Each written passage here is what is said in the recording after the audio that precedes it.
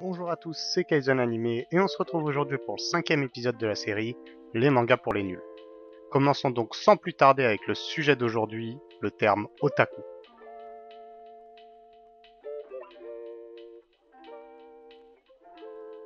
À la base au Japon, otaku est une expression servant à vouvoyer de manière impersonnelle et assez distante une personne. Composé du préfixe honorifique o et de taku qui signifie maison, il n'a donc au départ aucun rapport avec la culture manga ou geek.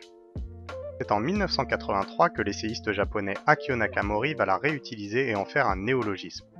Il va coller les particules o et taku afin de créer le mot otaku avec l'orthographe qu'on lui connaît aujourd'hui. Sa définition de ce mot désigne les otaku comme des personnes qui consacrent énormément de temps dans une activité d'intérieur. Elle n'était du coup pas encore complètement axée sur les fans de manga ou les geeks, mais ces derniers sont ceux qui se la sont le plus appropriés.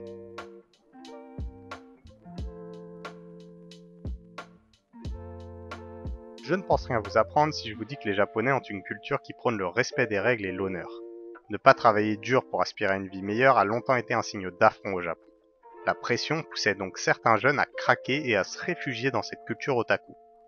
L'otaku devient donc en quelque sorte un rebelle silencieux qui décide de se couper des autres afin d'assouvir ses propres désirs sans le regard des autres et sans pression sociale. Cependant, en 1989, la perception des otaku va profondément changer au Japon et en très mal. Tsutomu Miyazaki, un otaku de 27 ans, est mis en examen pour avoir tué, violé et mangé des fillettes de la région de Saitama. Lors de la perquisition chez lui, la police va saisir des centaines de cassettes d'anime hentai, de pédopornographie et de films d'horreur. Il n'a même pas cherché à nier les faits et a été condamné dans la foulée à la peine de mort. Dû à cette horrible affaire, le terme otaku va prendre une toute autre signification au Japon et être un otaku revenait à être considéré comme un malade mental, un psychopathe ou un meurtrier.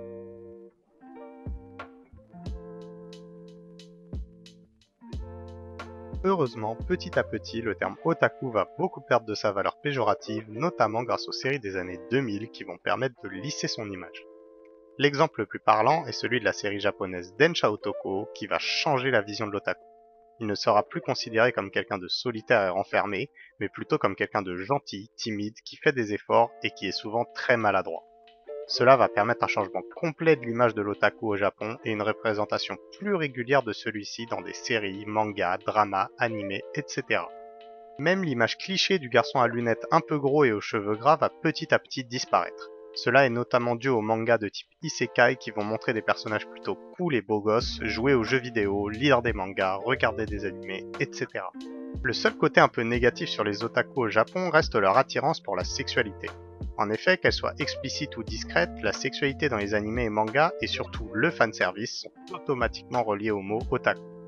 Mais qui sait, peut-être que cela changera également avec le temps.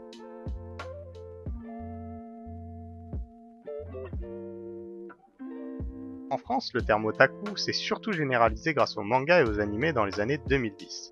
En effet, voyant que les personnages fans de manga et d'anime dans leurs œuvres favorites étaient appelés ainsi, la communauté a donc décidé de reprendre le terme et de se nommer de la même manière. Le mot otaku n'a donc jamais eu de sens réellement péjoratif en France et sert simplement à désigner des fans de manga ou d'anime.